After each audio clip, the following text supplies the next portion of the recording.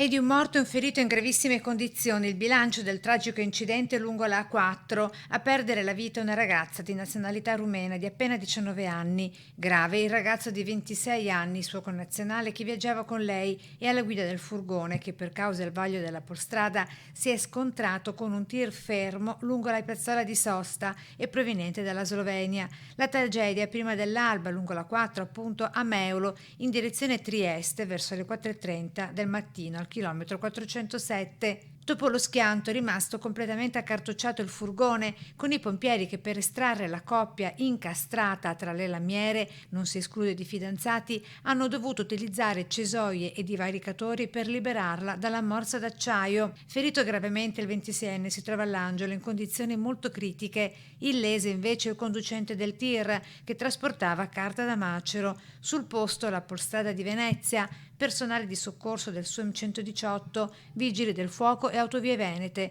Dopo l'incidente, per consentire l'arrivo dei soccorsi, chiuse 2 delle 3 corsie di marcia, con la situazione tornata alla normalità verso le 7 del mattino, quando la carreggiata è stata completamente liberata dai detriti e dal carico dei mezzi finito in strada.